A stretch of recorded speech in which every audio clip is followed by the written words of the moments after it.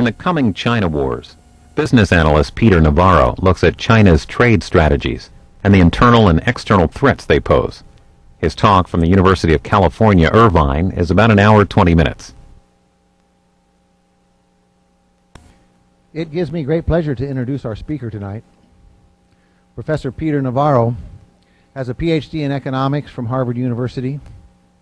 He's also a professor right here at the University of California at Irvine. And besides, over and above his credentials as an economist, one of the great skills that he brings is that he's a great communicator. And this shows up in the fact that he's an author of numerous best-selling books, among which are If It's Raining in Brazil, Buy Starbucks, and also The Well-Timed Strategy, Managing the Business Cycle for Competitive Advantage.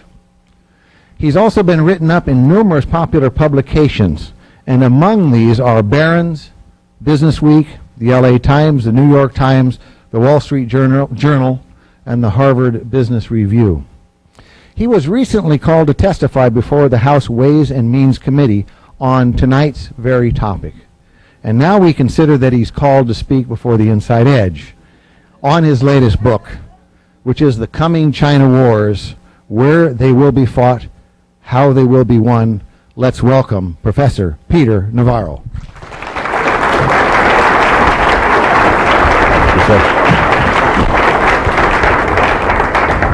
Well, you know the Harvard joke, right? You can tell a Harvard man, you just can't tell him much. Hey, I'm delighted to be here, and it's a real pleasure. This is a great group to talk to. I've got good news and bad news for you. Okay? The good news is, in addition to my speaking before you, we have book TV here from C-SPAN. That's the good news. The bad news is, when we go to the Q&A period, you got to have really good questions. You're going to look really foolish. What I'm going to do tonight is talk about the book, The Coming China Wars, Where They Will Be Fought, How They Will Be Won. What I'm going to do is basically deal with the idea that the emergence of China as an economic superpower is creating a number of conflicts between China and the rest of the world, as well as within China. And I'm going to talk about a number of those, not all the ones that are in the book, but I'm going to feature a number of those. I'm going to start with the war over jobs and market share. This is the whole issue that China has become the factory floor of the world. And since 2001, America has lost over 2 million manufacturing jobs to the Chinese. With every one manufacturing job goes to 3 or 4 service jobs. So this has been a significant kind of impact. You know, all's fair in some sense in economic growth, but the problem is, and one of the things I'm going to feature when I talk about that particular conflict, is the fact that China cheats. And I'm going to discuss the results of a year-long study done right here on the Irvine campus that illustrates the various ways that China uses mercantilist policies right out of the 19th century, basically, to gain unfair competitive advantage over the U.S. and Europe and others. You've heard, of course, currency manipulation. That's been in the news, but there's some other things going on. So we're going to tackle that one. The second one we're going to talk about is the oil wars. $70 a barrel oil and counting. There's concerns now we're on our way to $100 barrel in oil. There's concerns now that we're in a world where we have essentially a permanent oil price shock, where we'll be paying $3, $4 a gallon for gasoline on into the future. The U.S. is certainly guilty of pushing that along because we consume a fair amount of the oil, about 25% of the oil in the world with 4% of the population. But China's emergence into that market has really been a shock to the system. And what I'm going to explain when we talk about the oil wars essentially is China's quest for oil is putting it particularly into direct conflict with the U.S., both economically and geopolitically and strategically and possibly down the road militarily. Related to oil, there's also the commodities wars, the natural resource wars. China, it's really hard to get your head around China, but some of the statistics that will help you along are something like this. China uses half of the world's cement. They use a third of its steel, a fourth of its copper, and look at this, your mouth is wide open, Lynetta. It's amazing. It really is. I mean, fifth of the world's aluminum. I mean, it's hard to kind of grasp that. Every week, they build a new coal-fired power plant. Every week. San Onofre, down the road, how many times have you passed that? Imagine building one of those equivalent a week, every week of the year. They build enough coal power plants every year to light the entire British Isles. Okay? And so, in the quest for fueling what is essentially a heavy manufacturing model, China is having to go out all over the world, particularly to Africa and Latin America, to look for resources. And what I'm going to talk about, particularly when I talk about the resource wars, commodity wars, is how China is using a model of imperialism, essentially, to ensnare African and Latin American countries into what's going to be a very unhealthy economic development in the world's poorest areas. So, oil, commodities. We're going to talk about also environmental pollution.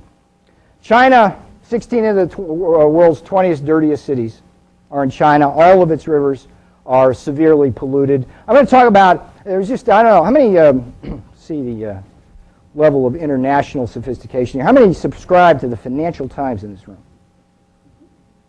Yeah, okay, well, we're sort of sophisticated. To me, that's the best paper in the world right now if you're interested in international issues. The front page today was how a report was just issued that says that every year 20 million Chinese will fall ill because of pollution and 600,000 of them will die. And interestingly enough, the Chinese government was able to suppress the portion of the report which will be released publicly that deals with the morbidity or death statistics. Okay? It's happening, it's real. But the big point that I'll make when I talk a little bit more about that is the fact that this pollution is spilling over their borders into Japan, into Korea. When you go into Walmart, and you walk out of Walmart with your bag or box of cheap Chinese goods, and you look up into the air, some of that brown air may well be from Asia. Rides the jet stream right over very efficiently, and here it comes. We are all breathing essentially the same air. Time permitting, I'm also going to try to talk a little bit about what is an epidemic now of counterfeiting and contaminated and defective products. I'm sure you've all been following the news. We've got toys with lead paint. We've got toothpaste laced with antifreeze, which the last time I looked wasn't one of the 4 major food groups, by the way. Tires they send over here that can kill a family of 4 in an SUV faster than a drunk on a Saturday night. Basically, they left out a key component of the tire, cuts the tire life in half. They explode at about 20,000 miles.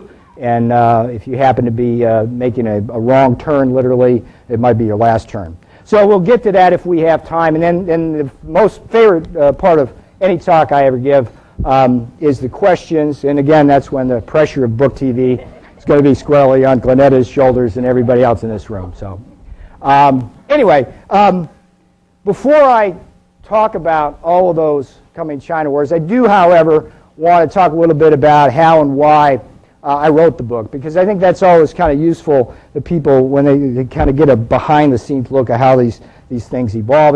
And really, this book started for me close to 35 years ago, right after I graduated from college in Boston, a little place called Tufts, and I joined the Peace Corps.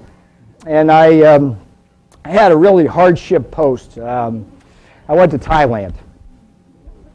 That's funny if you know Thailand. And anybody who was a Peace Corps volunteer, there were some places you could go and you'd be like really sick and emaciated the whole time. Thailand was a really nice place to be. I had no complaints about it. But one of the things about Thailand is they have more holidays than a Hallmark card factory. I mean, it's amazing. And what was interesting about that, because I spent 3 years there, during those holiday times, I was always able to travel. So during that time, I traveled virtually throughout Southeast Asia.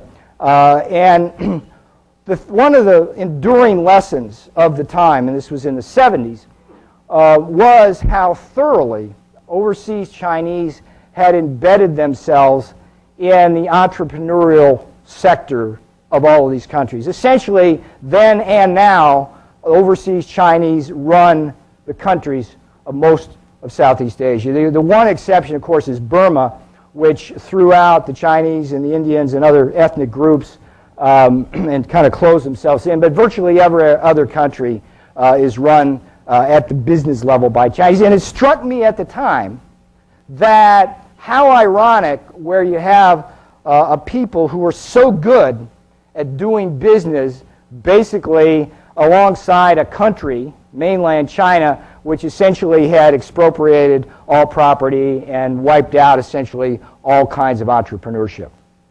Of course, since the 1990s, that entrepreneurship has come back in full force, and we're dealing with that now. But that's where my whole thoughts about internationalization and the Chinese and how things work. And this whole, that book title that you laughed at, if it rains in Brazil, buy Starbucks.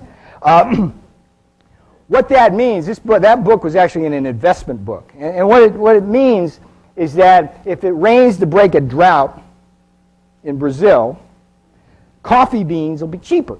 And if coffee beans are cheaper, Starbucks will make more money every time they sell a cup of coffee, because the one thing we know about Starbucks is they never lower their price, right? And if their prices, if their profits go up, their stock prices go up. So if it rains in Brazil, buy Starbucks. And that kind of thinking, that's the kind of thinking I try to cultivate in my students when I talk about macroeconomics, the kind of thinking I want to share with you tonight when you think about how something going on in a country 7,000 miles away could really affect you right at your doorstep. So let's start with the first war, the big war, the one that all the countries of the world are fighting now, the war over jobs and economic base. I mean, the whole idea, if you're going to have prosperity in a country, you need people working, and you need people working at good wages. And there's a term that was coined by a cover issue of Business Week some years ago, about going on 4 years ago now, called the China price. Anybody ever heard that term, the China price? You know what it means? It refers to the fact that Chinese manufacturers can undercut the price of foreign competitors by 50% or more across a wide range of goods.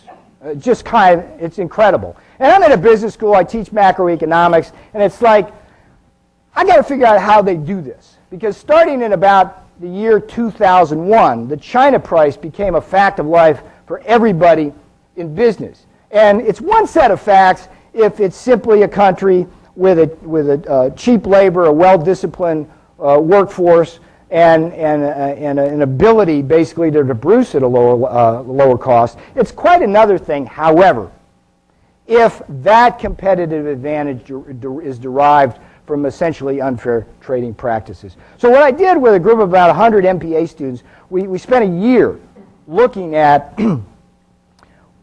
the drivers of the China price. And what we discovered were there were eight of these things. And one of them, of course, was cheap, well-disciplined labor. But that was only about 1/3 to 40% of the equation. There was these other things going on. And so one of them is what's called currency manipulation. What the China, this is where we get a little bit of technical and your eyes might glaze over, but work with me on this, because you need to understand this, because it affects you and your kids and your grandkids and everybody here in this country. The idea is this: China pegs their currency to the dollar. It doesn't float freely. It's just locked in to the dollar. And what's supposed to happen is if the U.S. over here runs big trade deficits with the Chinese, you're supposed to get a bunch of excess dollars over in China. The Chinese currency is supposed to strengthen, the U.S. dollar is supposed to weaken, and trade's supposed to come back into balance. Okay? But they don't let that happen.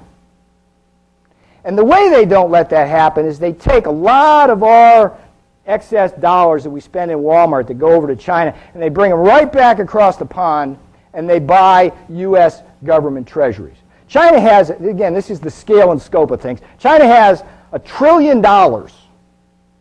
trillion of foreign reserves right now.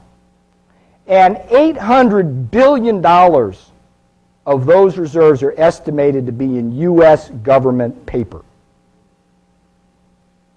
Now, what that does for us is a really nice thing. It keeps interest rates really low and mortgage rates low. And over the past 6 or 7 years, it's helped fuel a housing boom around this country, and particularly here in Orange County.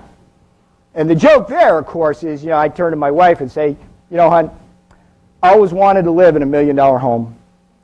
Just didn't think it would be this one.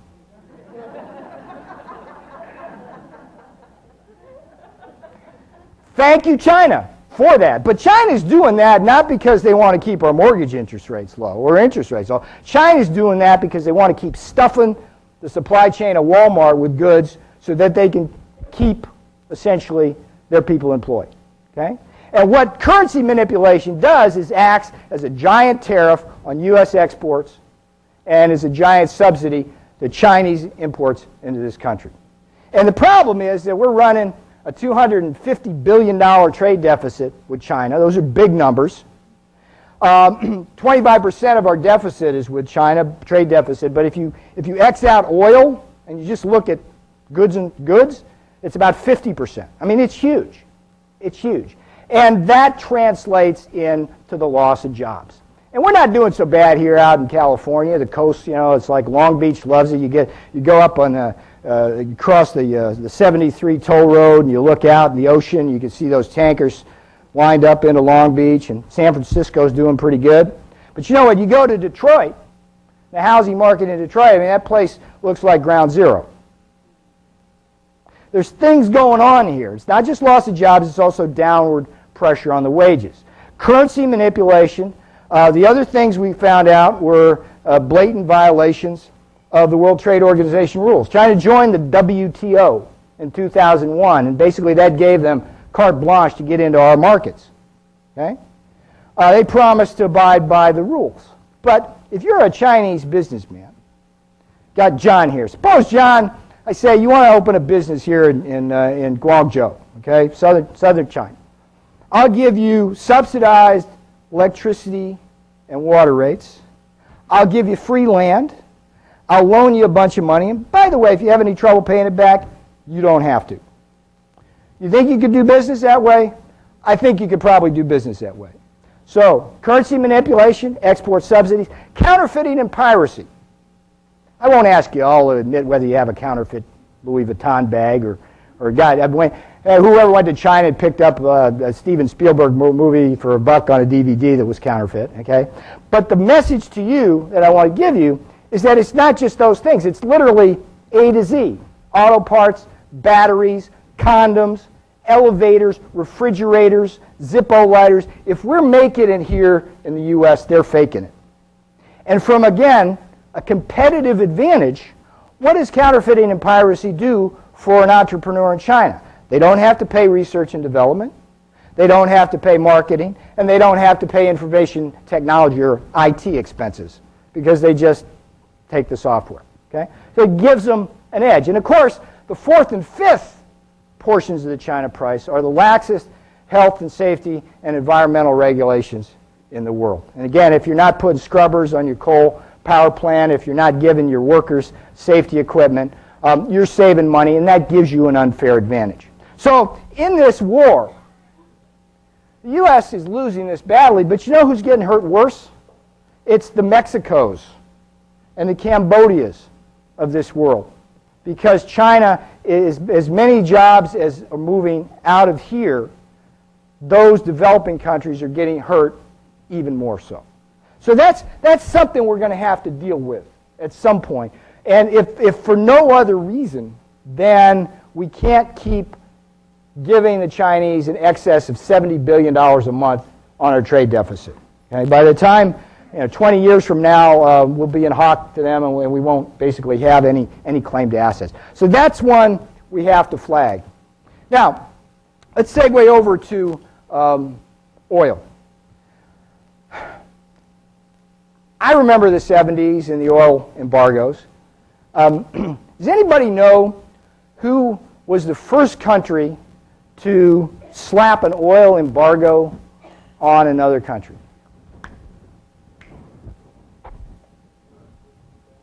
U.S. against Japan. How many of you are shocked? The United States was the first country to ever issue an oil embargo. They did it with Britain against the Japanese prior to World War II to basically try to force the Japanese out of Southeast Asia in terms of Malaysia taking rubber, things like that. Okay? And there are a lot of people who think that that single act was responsible for Pearl Harbor because in cutting off Japan's oil, basically, it set the clock when they would essentially run out and not be able to wage war. So Japan had to either totally capitulate or they had to fight. And we know how that one went. The reason why that history is relevant here is that China has a keen sense of its vulnerability to oil supply disruptions. I mean, look, this is a country of 1.4 billion people. There's about 4 times as many people on a landmass roughly the same size as the U.S. Okay? And they have about 500 million people on farms that they want to move into factories over the next 20 years. Now, to put that in perspective, the number of people China wants to move off the farms into factories right now is more than the current workforces of the U.S. and Europe combined. Okay? And that doesn't even take into account the people who are working. It's the ones they want to get to work. Okay? All of that's going to be driven by oil. And unlike the U.S. or Japan, China doesn't have a strategic petroleum reserve. They only have about 10 days supply of oil. So they're very vulnerable. And their oil has to come through 2 very dangerous places, the Straits of Hormuz in the Middle East and the Malacca Straits, which separate the Indian and Pacific Oceans. So what China is doing very, very, very aggressively is trying to lock down oil reserves all over the world. And it's very different from the strategy of the U.S. What the U.S. does basically is rely on markets. They basically want to contract with people. They buy oil, they do futures, they do things like that. No problem. World oil markets. What China likes to do is go to a country and say, hey, we want these reserves, we'll give you X. And what that does is it takes it out of the market. It's a very confrontational strategy. Now, again, there's a couple ways of looking at it. You can say, well, look, they've got as much right to that oil as we do. After all, we use a lot more than they do proportionally to our needs, and it's their time to develop. You can look at it that way. Fine, I'm sympathetic to that view, but here's the problem that I have with the way China's going about securing their oil resources.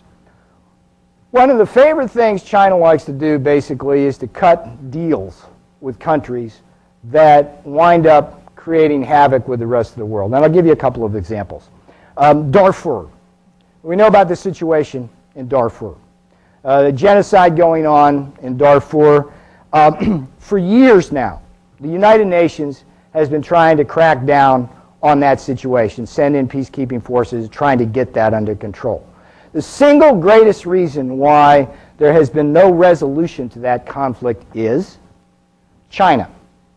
What China has been doing in the Sudan is using their position with a seat on the UN Security Council. They have a permanent seat, so they have a veto. They basically trade their veto for oil. Now, I can't think of anything more despicable than that. And this is something that's been written about rather extensively, but it always boggles my mind that more isn't made of that. But that's a typical kind of deal. Another kind of typical deal is a deal that they've been cutting with Iran. Iran is not our friend. Iran is not the Middle East friend. Iran is not Israel's friend. Iran is not the friend of Sunnis in Iraq. It's a very dangerous country at this point in time with the leadership that's there. And China has been supplying Iran for many years now with the nuclear technology that they have been using to develop a nuclear weapons capability, as well as conventional weapons. And there's reports now, for example, that ammunition from China is finding its way into Iraq, killing our people and Iraqis from Iran. Okay? What Iran also has, besides a lot of grief for the world, is one of the largest natural gas reserves in the world, as well as significant oil reserves. And what China has very artfully and skillfully done is leveraged its exchange of things like weapons and nuclear technology for the rights to develop those natural gas fields. Latin America, Hugo Chavez, the elected leader of Venezuela. We get a lot of our oil from Venezuela. What China has done is they've already gone in and locked down much of the future oil production of Venezuela. So the point is that it's very, very confrontational. And the last icing on that cake is China's development of what's called a deep water navy. There's only one deep water navy in the world. That's the United States Navy. China is aggressively developing their own deep water navy with aircraft carriers, nuclear-equipped subs, which now can hit the U.S. with ballistic missiles, and very sophisticated Soviet ships. So that's going to be with us for quite a long time. And I don't know how that one is going to be resolved. A natural segue from the oil wars is the whole natural resource and commodity wars. I mean, I expect there's a few people in here, stock market investors, might have made a bundle over the last 3 or 4 years speculating on commodities. I mean, the price of commodities has just been on a tear. And as I said earlier, China, with its heavy manufacturing model, is driving that to a large extent. Here's the dark side of China's strategy to get those resources. Basically, China is very, very active in all 54 African countries. China has had a presence in Africa going back to the 70s when it was there for ideological purposes. And I don't know if some of you remember, there was a lot of wars going on in Africa where the Soviets and the U.S. and China had proxy fighters, and the Cubans were in there on the Soviet side. And it was just kind of a mess. But during that time, China developed relationships with a lot of young idealists who now have become middle-aged pragmatists running government. And the typical deal that China cuts in Africa is to come in and say, hey, we'll build you X. Now, X can be, in the best of circumstances, it can be roads and bridges and maybe a train system.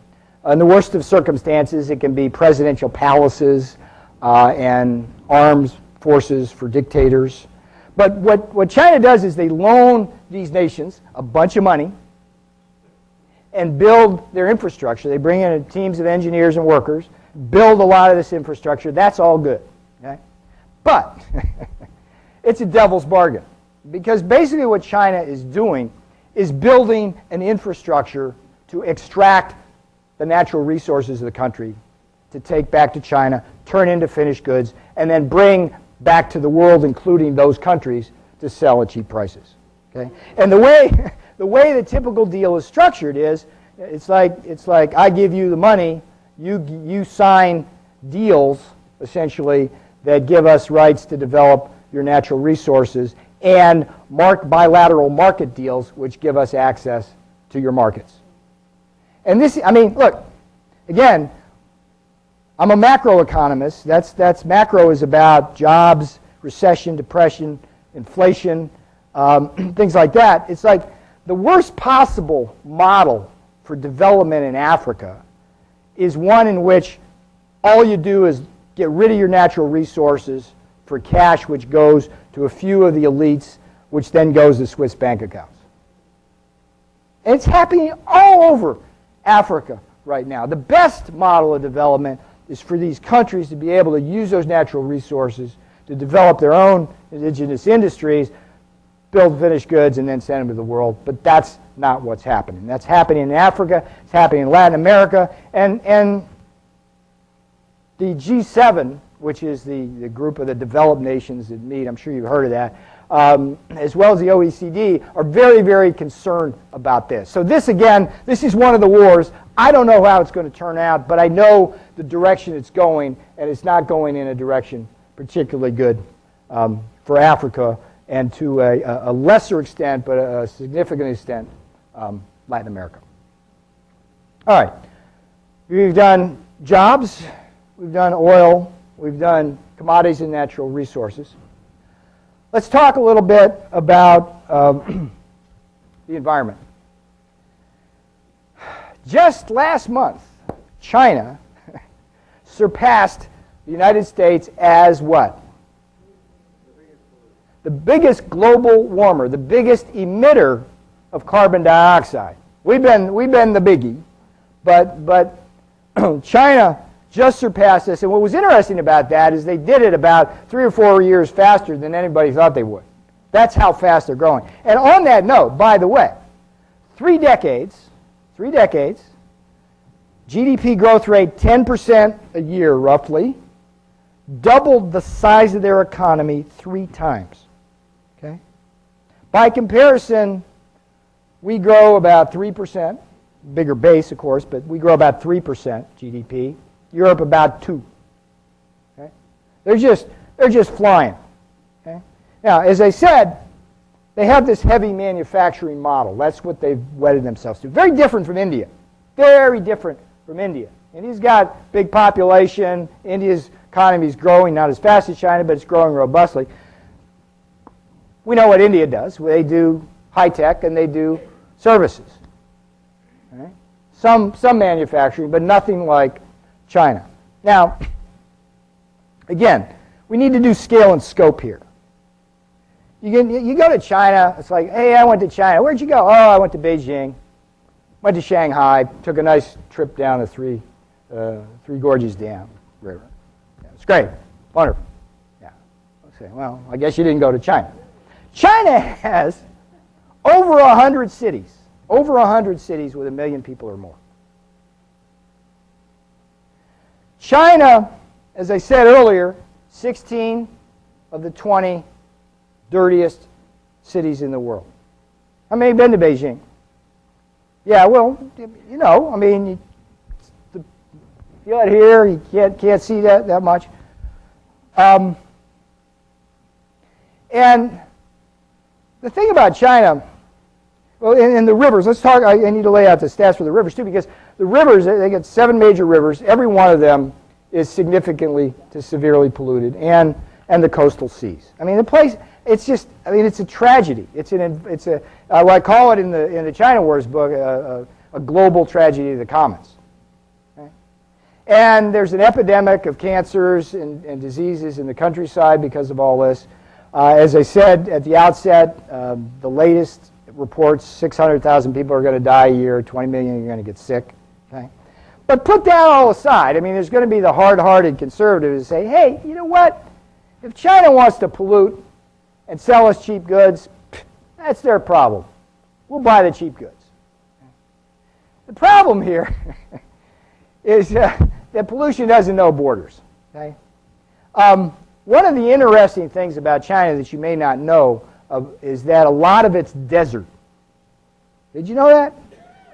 Significant, about 40% of China out in the western port is desert. Now, it's not natural desert. Some of it was natural desert. But going back as far as 5,000 years ago, there's people in China who have written about how the land has been destroyed by overpopulation and overgrazing and overuse.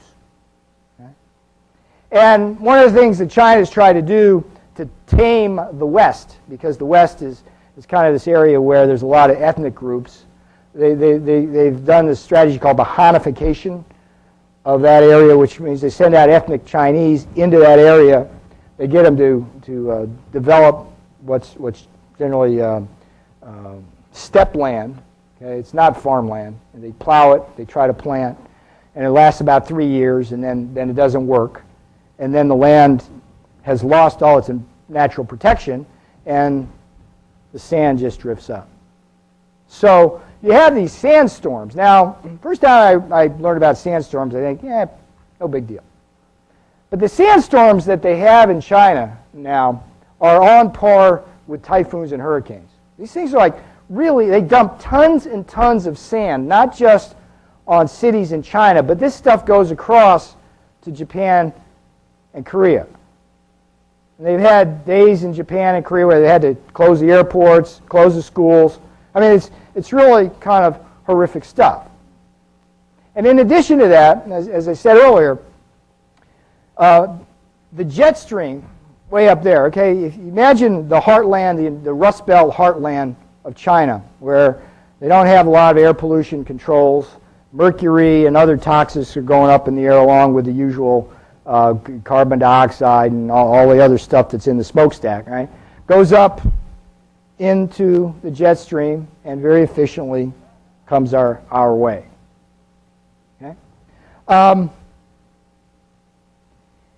And the other thing, which is kind of really interesting in terms of the whole climate control and pollution and global warming issue, and this gets back to my rain in Brazil by Starbucks thinking, okay? China is having a lot of trouble feeding itself right now. It was self-sufficient in grain, but as it industrializes, it's actually eating up a lot of its farmland. And it doesn't have a lot of farmland to begin with. It's not well endowed with farmland as countries go. And so,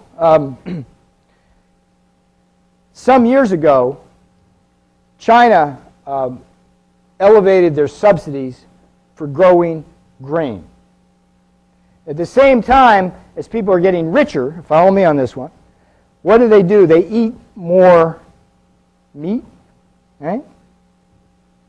And how do you grow meat? With grain and, what's the other? Soybeans. Okay? All animal feed has about 10 or 15% soybean meal, okay? Because it's a high source of protein. Okay? Now, how does this fit into what I'm talking about? Well, okay, so we got grain subsidies, not for soybeans, but for grain, and we got rising appetites for meat. Okay? And what this has done first is reduce soybean cultivation in China. And remember, China, that's where tofu comes from.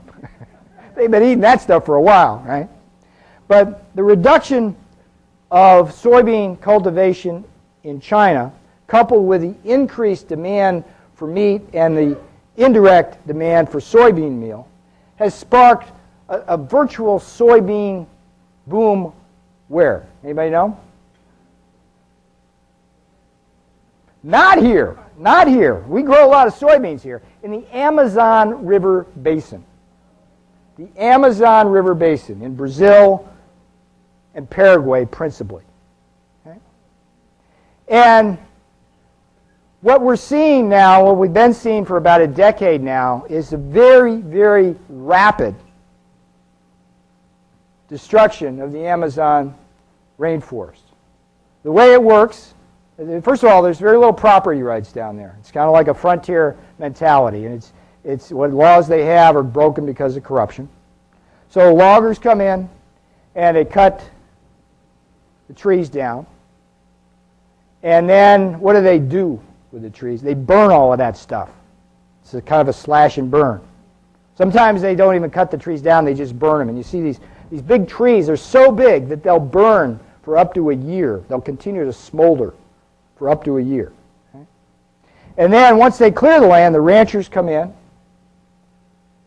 And then once the rancher's there, then it's time for the soybean farmers. Now, why do I mention this? Because we're talking about the raids in Brazil by starving. We're talking about how growth in China, government programs in China, changing appetites in China, can affect first the Amazon and then the rest of the world. What is the Amazon? People used to call it the lungs of the planet. Okay? But that was kind of a misnomer because it actually generates about as much carbon dioxide as it cleans out of the atmosphere. But what it does, what the Amazon River Basin does, scientifically, is provide a lot of rain to that continent and also some climate control. So, I mean, the question is, how long can that kind of development in China continue without destroying a large part of China itself as well as the rest of the world? So I flagged that. Now, I'm going to spend just a few minutes on the contaminated defective product issue, and then we're going to go to Q&A.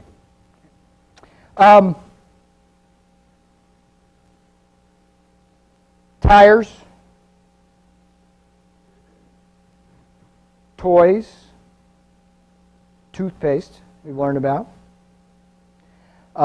catfish laced with antibiotics,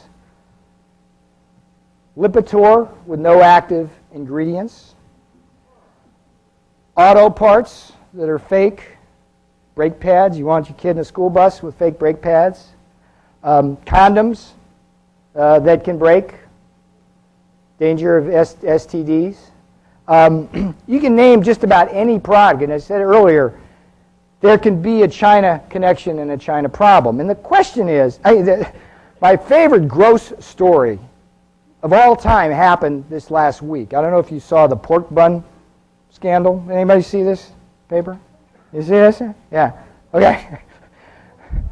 The Chinese police busted a vendor in China who was making chow sabao, I think that's how you say it. The pork buns we all know and love, right? And they were 40% cardboard. Good high fiber diet, very regular. They asked the guy when they arrested him, well, what else is in it? And he says, oh, some fatty meat.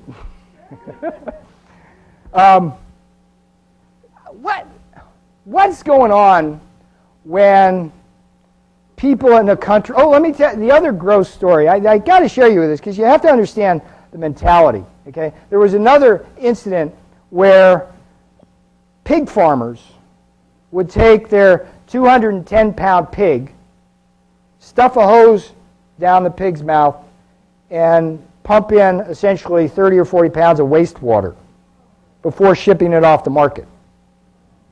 Okay?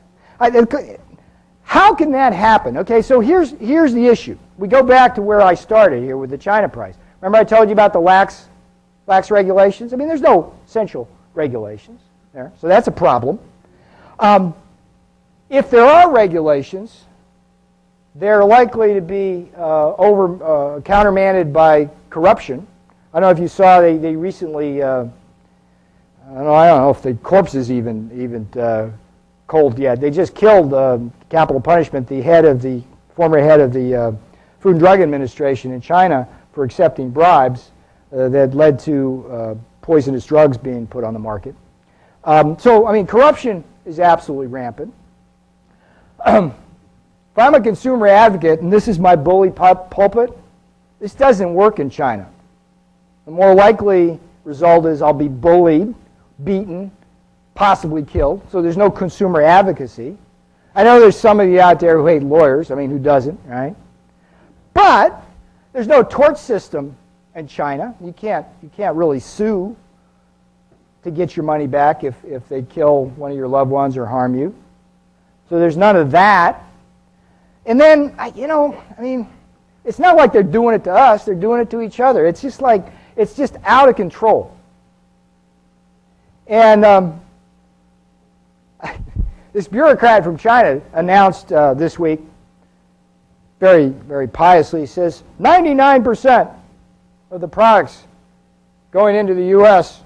have been found to be safe. Thought that was pretty funny. What he didn't tell you is we only inspect 1%.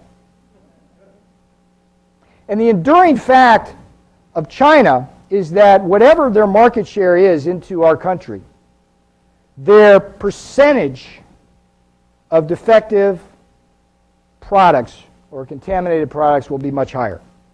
Okay? So this is, again, another issue that we're going to have to come to grips with. I regret to inform you that there's virtually no movement on any of these fronts in the Washington political establishment. They've got only one thing on their mind. It's a four-letter word, Iraq. And in my judgment, we're really ignoring one of the, I think, a threat equal or greater to not just to this country, but to China and the rest of the world by failing to see all of this unfolding before us. So now that I've got you happy, let's have some Q&A. We're going to do this. We've got one microphone here. We got one there. So let's go to this gentleman first, and then this lady here after. Can we go here? Yeah. Professor Navarro, notwithstanding the scope, the size, and the environmental issues here, aren't you primarily, in terms of historical analysis, describing the United States and Europe in the 1890s at the time of great product liability, terrible sanitation, awful food, lousy working conditions? And it seems to me that there's an element of sour grapes in there, which is to say, well, we had our time, but the market really wasn't so big and we couldn't make as much money. And now we're behind the ball because they're the growing economy. Yeah, and that's a great question, and I hear that a lot, particularly when I go to San Francisco. For whatever reason, it's I don't want to demean what you say, but it's a center left point of view, and it's absolutely right. It's absolutely right. But there's two differences here, which I think we have to reckon with. The first is that unlike the 19th century U.S. going to Hawaii or the Philippines or whatever, China is using 21st century technologies, and they're doing quite a bit of harm in my judgment. The second thing is that we have to deal with the here and now. And the scale and scope issue, to me, is what makes this in a totally different league with, I mean, one of the worst imperialists of all time was what the British did to China. Okay, let me just share with you that real quick. It's a quick story. Okay? Britain goes to China and wants to buy their silks and their teas and their ceramics. And they do that. And they run up huge trade deficits. And it endangers the pound. Okay? And they go, what the hell are we going to do? Can't let this go on. It'll destroy our economy. China didn't want to buy anything the British could sell them. So what did they do? They brought opium in. And that's how they balanced trade. Despicable. Okay? But you know what? Damn them. Okay? But right now we have to deal with the here and now. And to me, if China were competing fairly on the jobs issue, that would be one set of facts. But they're not. They're cheating. Currency manipulation, WT violations, no intellectual property, health and safety regulations, environmental. They're killing Chinese as well as us. Hey, I'm not going to stand for that. I don't care what my ancestors did in the Philippines. But it's a good point of view and a good question. Yeah. All right, let's go here and then how about this gentleman here? Yeah. Well, I'm taking a chance on this. Okay. Remember, put TV's on you. That's okay. One thing that you didn't mention is the human rights issue involved in the economics and what they've done, like in countries in Tibet. How does that play into the economic world with the human rights? You know, I think that too is a very good question. It's not one that I deal with in the book, and much has been written on it. But I'm an economist. The only thing I can reflect on that's meaningful kind of in my paradigm is that essentially what you have in China is a slave labor condition for much of the country. And it's tolerated because as bad as it is in the factories of China, it's worse on the farm. Okay? But from an economic point of view, from a macroeconomic point of view, to the extent that China engages in that kind of activity, it hurts people in Kansas, it hurts people in Detroit, it hurts people in Mexico City. And when we do deals, when we do our trade deals, one of the things we always have to include are issues such as you've raised, but we're not doing that. And it's just, I mean, the problem, the central political problem here we have in America right now, and it's a very, very serious one, is that every job that American corporations offshore to China or some other country becomes less of a reason to stand up here and fight for fair trade practices. And we're witnessing a stock market right now, which is just flying in America, while the people of America are not doing that well as a whole. And that's kind of the schism that we're dealing with. Who's next here? This gentleman here? And then how about down here? Yes, sir. While I understand and agree with everything that you've said, it's also been historically proven to be a very short-sighted way of running a country or running an economy. It's a very effective short-term solution to promoting yourself. So do you feel that China understands that and has an end game in mind to bring this all more into focus, or do you think that they are running amok? Another great question. I think that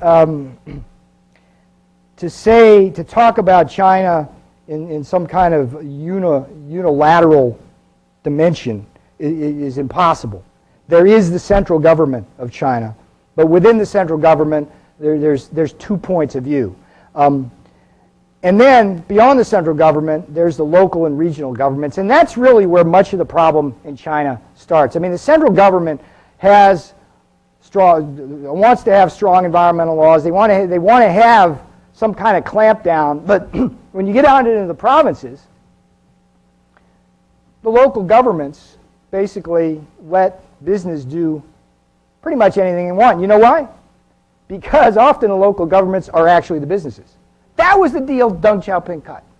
When Deng Xiaoping decided to move from a communist to a capitalist framework, the only way he could bring along the political elites was to promise them a piece of the action.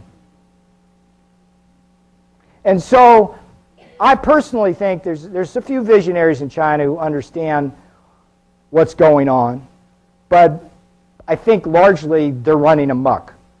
And it's a process that's out of control, and we need to help them get it under control. And I think it's a question of tough love. It's not a question of Hank Paulson having his every 6-month summit and basically capitulating to every Chinese demand. I mean, it's ludicrous. Yes, ma'am. First of all, I want to thank you. I think that's probably one of the more important speeches I've heard in my whole life. Well, thank and you. I really appreciate appreciate that because it's a perspective that I have been thinking I was seeing for quite a long time, and I've never heard anyone knowledgeable on the subject talk in that way. And I'm really grateful to you.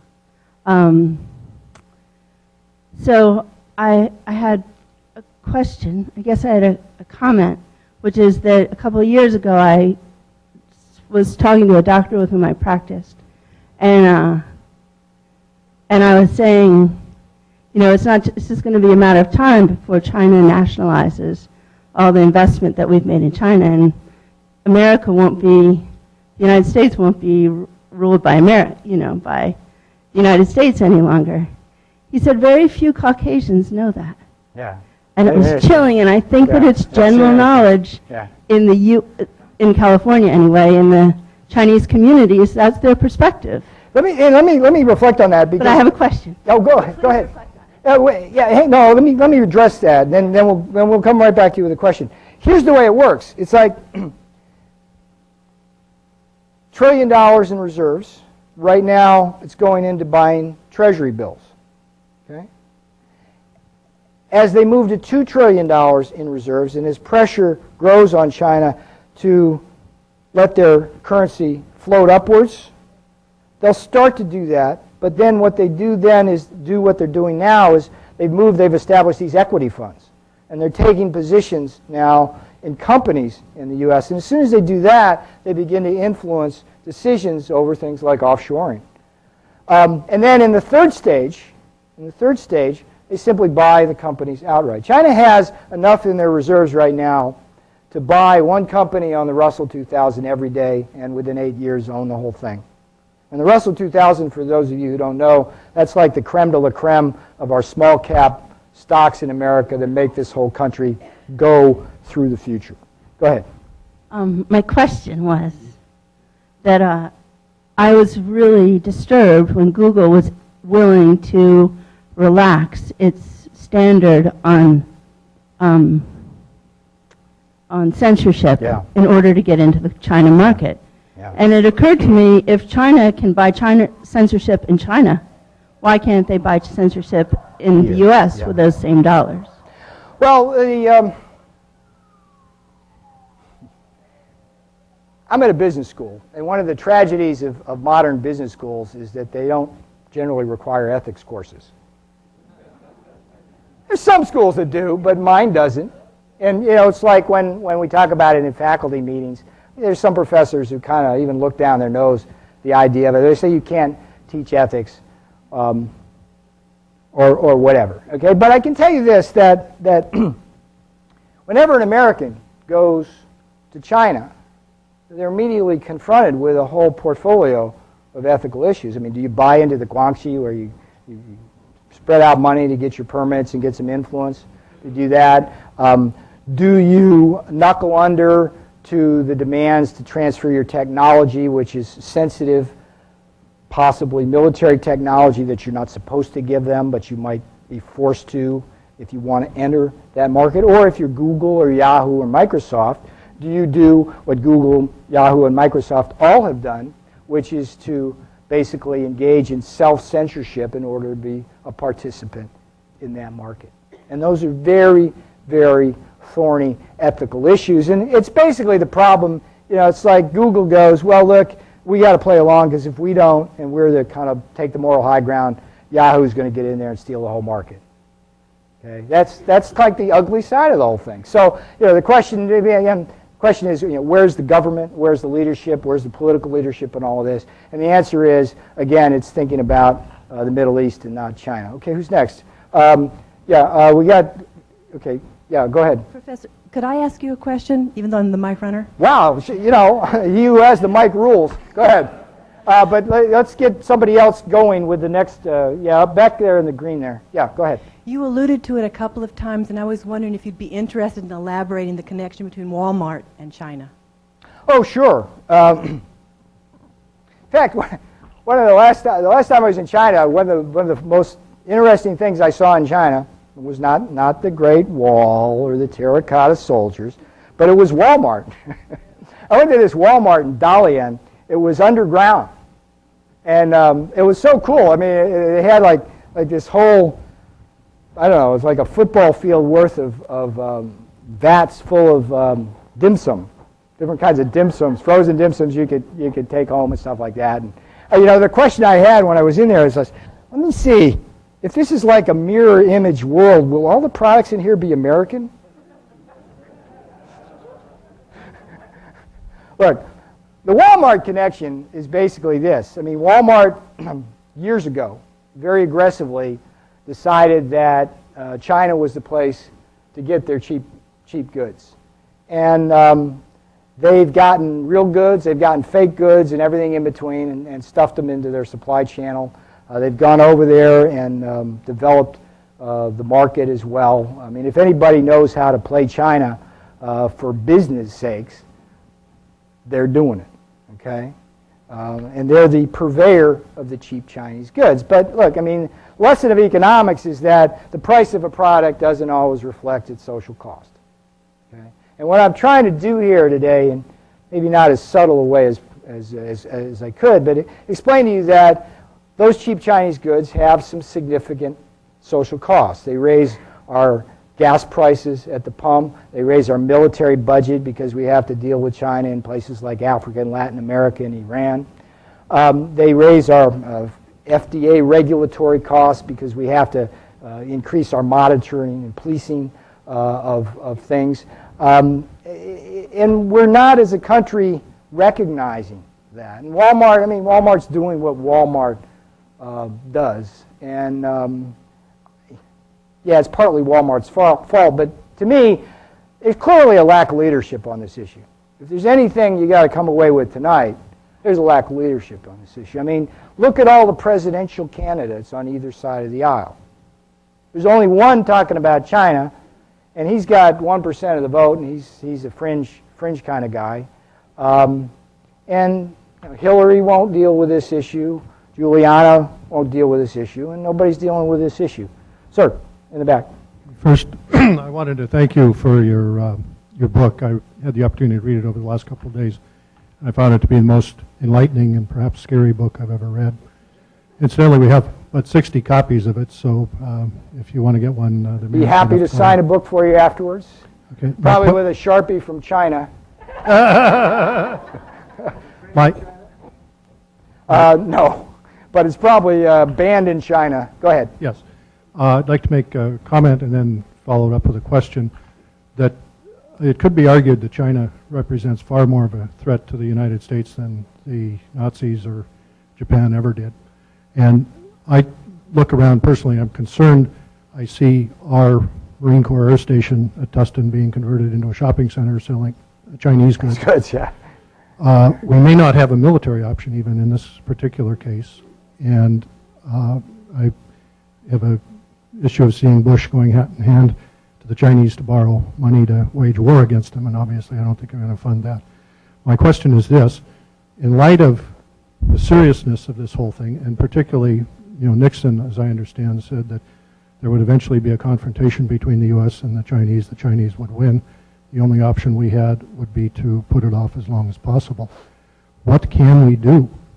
I mean, both militarily and in terms of really addressing this really major threat. What can we do, sir? Well, the first thing we have to do is recognize the threat, and that's kind of my job and focus here. I mean, I just don't see us recognizing the full extent of the threat. And let's be clear about this: is that when we go in and buy cheap Chinese goods and our dollars go over to China, as fast as their economy is growing, their military budget's growing twice as fast. Okay? As fast as their economy is growing, their military budget is growing twice as fast. And I don't know if you remember last January, but one of the more chilling things China's done in recent decades was to shoot one of their own weather satellites out of the sky with a kinetic kill vehicle launched from planet Earth. And there's only one reason for them to develop anti-satellite weapons capabilities, and that's basically to render the U.S. military deaf, dumb, and blind. So, Chicken Little or Paul Revere, take your pick, but I'm trying my best here. Let's see, we had in the back this young lady. And then over here, the woman in the green. Oh, yeah, here and then there. Go ahead. Okay. I actually just had the opportunity to come back from the Great Wall, and there's a big, huge motto up there, and I'd like your comment on it, and it says, "One dream, one world." One dream, one world. Yeah, I guess who holds the deed?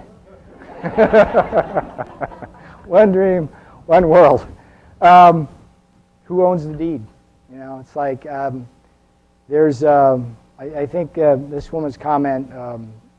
There's a sense of destiny and no hurry in China, and one of the flaws of the American character is that we're impatient and we're short-sighted.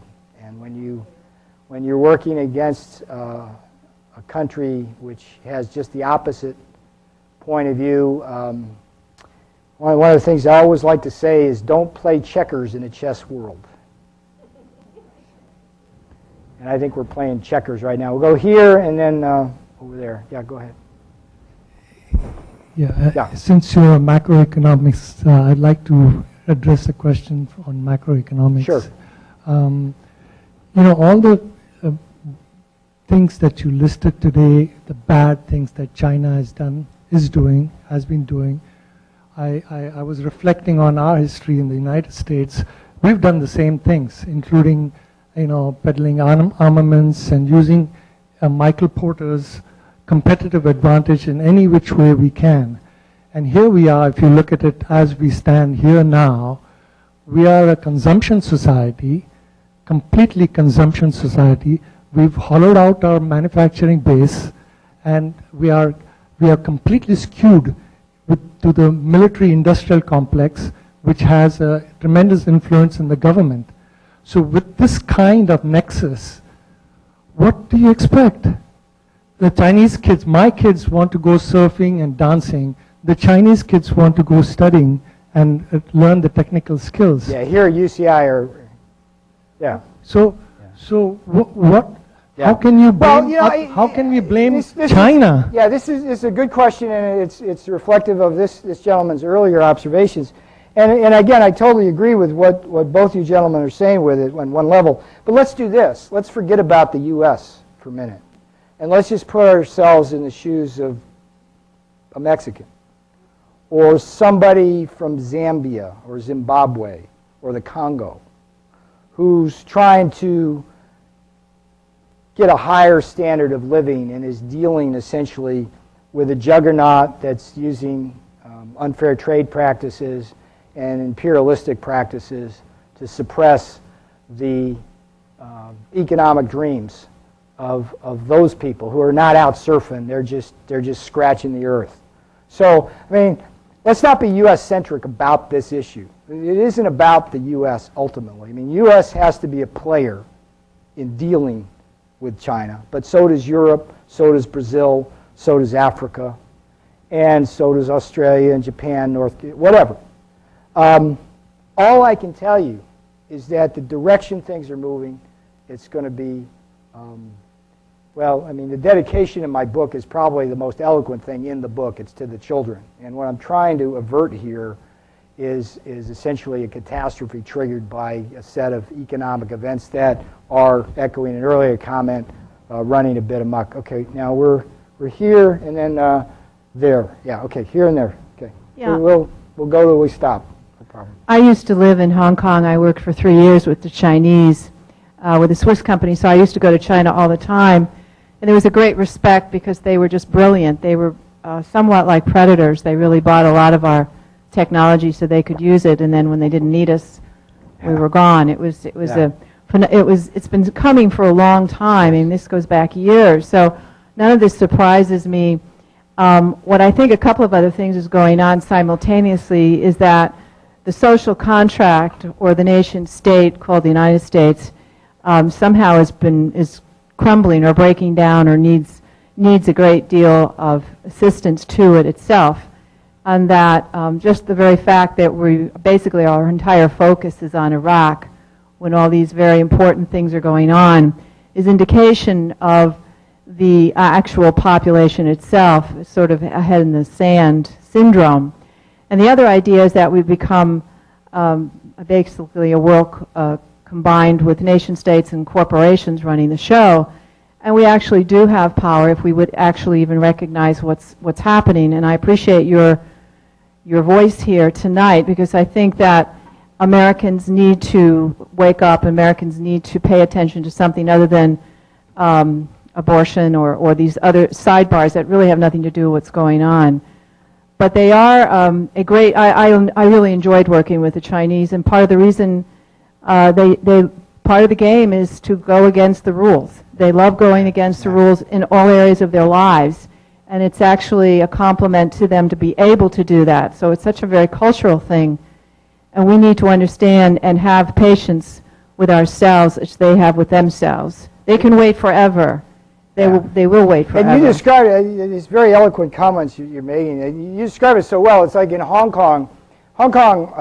When I was in the Peace Corps back in the 70s, when I first visited there, they were like the China of today in the poorer parts of China. We're making textiles and doing really low-tech kind of jobs. But what's happened in the interim is that Hong Kong has become the center of capital and managerial expertise and supply chain expertise, and they go out into Guangzhou and basically help the Chinese there. And as you so eloquently put it, even the people from Hong Kong, the Chinese from Hong Kong, as soon as the Chinese in Guangzhou figure the game out, they don't need the Hong Kong people anymore, and they just go on their way. I mean, a typical scenario, American or a European goes over with a product to build. They go to a factory in Guangzhou. They give them the specs. The factory says, all right, we'll make them. The factory runs 2 8-hour shifts, makes the contract. They run an extra 8-hour shift. They ship that stuff out the back door. And they put that on the market as a pirated good. All right, who's next? Sir. When you spoke of the China wars, you inferred this, and that is that the population of China, as I understand it, approximately 60% is of breeding age. and they're breeding now. And in their breeding, they are going to double their population in the next... Let me stop you there because I think that's fundamentally wrong. In fact, the problem in China is in some sense just the opposite. The effects essentially of the one-child policy that was adopted some decades ago has been to create a demographic skew where within about 15 to 20 years, China is going to get old before it gets rich. And that's part of one of the chapters I deal with something called the wars within. Basically, one of the parts of the market reforms was to wipe out their pension and healthcare systems. So they're facing a real crisis in terms of that particular issue. And they call it the 1-2-4 problem. We're going forward in time. There's going to be one child to support two parents or four grandparents. Okay? So if you have a specific question, fire away, but let's not go any further along that line, if that's okay. You've answered it. Great. All right. All right. Now, I'll stay here as long as you want, but he flashed me the time signal. Who's in charge here? How much longer do we want to go here? What? Take 4 more questions? Sure. All right. Let's do 4 more questions. Okay. And we have one mic in hand, and you pick. I don't want to get in trouble here. Go ahead. I was able to visit China in 1982, and I remember going through the historical museums, and what was amazing is China would go along, then there'd be a massive revolution, then there'd be another dynasty or whatever, and the whole history over thousands and thousands of years has been this revolution and then government, etc. Yeah. It's really quite remarkable. Is there any possibility in this and that there's going to be a cycle where the human rights issues are so severe? The New York Times Magazine section had an article about one of the bigger cities, the number of women that have to be prostitutes to make a living. It's really ugly, the social issues in these huge cities. Might there be enough internal unrest to derail this? I have 2 chapters in the coming China wars on that specific issue. Okay, and let me just give you kind of an overview of what the touch points are politically. In terms of the demonstrations, they've been rising fairly dramatically, and we're up to close to about 100,000 demonstrations a year in China. And one of the things that has actually made things more volatile in China are cell phones and text messaging, because it's capable of mobilizing people fairly quickly. So the question is, what are they fighting over? One of the big issues is the unfair seizure of lands. Basically, corrupt government officials in league with industrial developers. Sounds like Orange County. No, just kidding.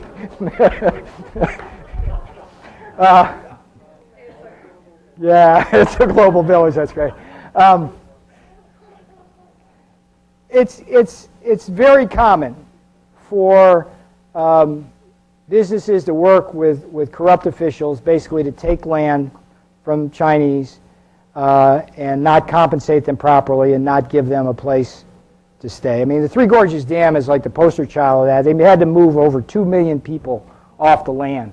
But there's a scary vignette in the book about how one village woke up to find that its land had been sold out from under them by the council that governed the village, which was appointed by the party and sold out. So that's a big touch point. And I mean, they're losing land just left and right to factories. Factories come in and pollute, and they ruin the land. I mean, that's a huge, huge, huge, huge issue. So that's a biggie. Another is the regional income disparities. I mean, we're seeing, hey, look, Chiang Kai-shek got run out on a rail from China in one of your upheavals, basically because he brought in democracy to China and properly used democracy to get in league with business and feather their nests while the peasants basically had to eat cake. It was kind of a Marie Antoinette kind of thing. I mean, the same thing's going on today. The only difference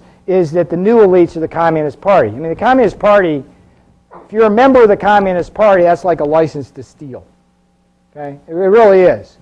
And so peasants work really hard, they get taxed really heavily, and they see their bureaucrats sending their kids off to UCI or sending them, riding around in big expensive cars. So that's a touch point. In the cities, there's construction workers that don't get paid. They get room and board, but they get their wages withheld. That happens all the time. There's the slave labor conditions.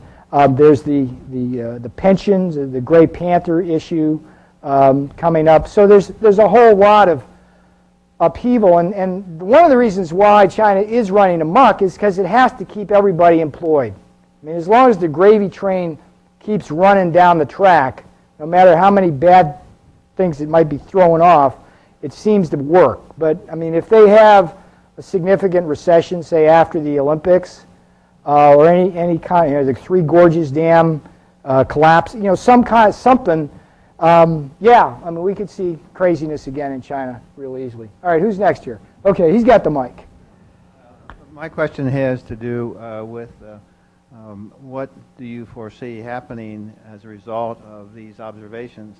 And some of the key points I think you mentioned is, number one, our indebtedness to China will increase so severely that sooner or later we have to pay a bill. And the fallout of that is extremely significant. The second thing that you haven't mentioned, but since China is evolved from a set of very primitive development, it has very little contact with Western civilization. Their thought processes aren't anything like our thought processes, nor are their ethical processes the same at all. And the language complexities they have to communicate with each other, and the verbs that they use and the nouns are totally different from what we use. And so my real question is, this confrontation, you can almost anticipate. What's your view on how this will be resolved? What's the solutions? Yeah. Well,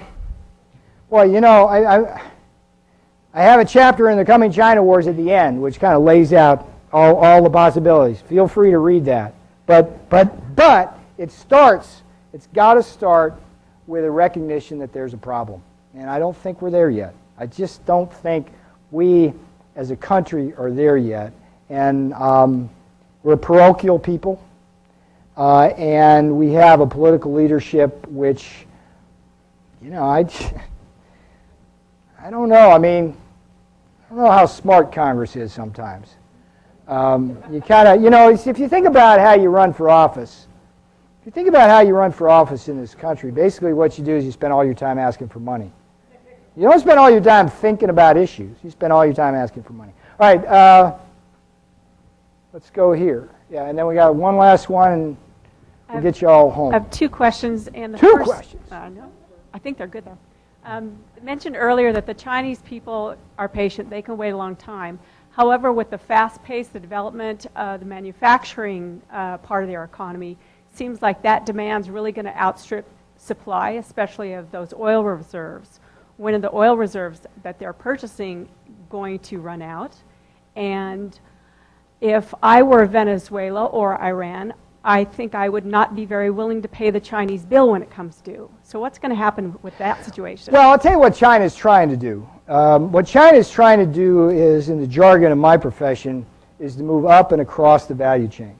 Okay, they started out as low on the value chain as assemblers, and their goal eventually is to build civilian aircraft and automobiles, which they're already doing, sophisticated medical equipment and all of that. In order to get that, they need our technology.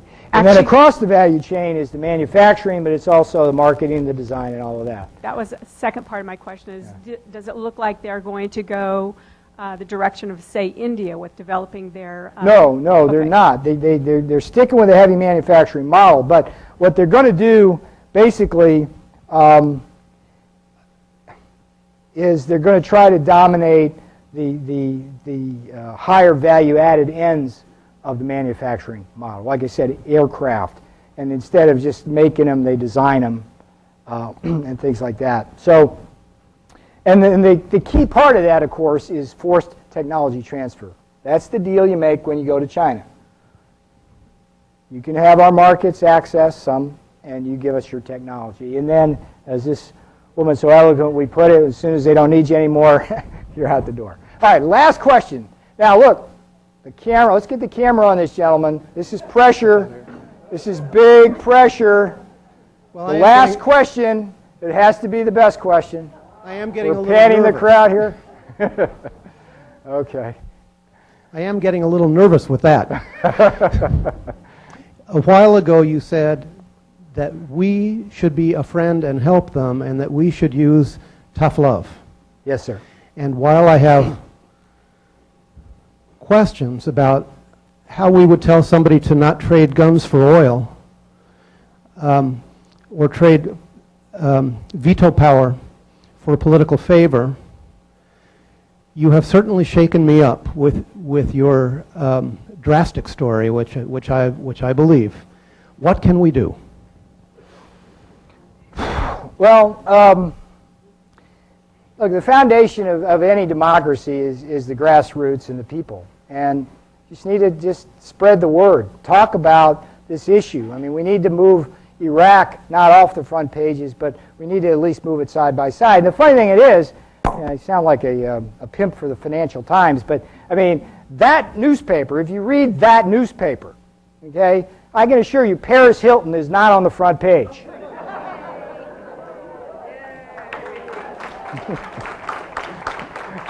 Now, see, I'm a little disappointed in this crowd because the only time I got an applause when I mentioned Paris Hilton. And with that, hey, look, you've been a great audience. I'm going to turn it back over to the moderator here. I'll be out signing books for you. Thanks so much.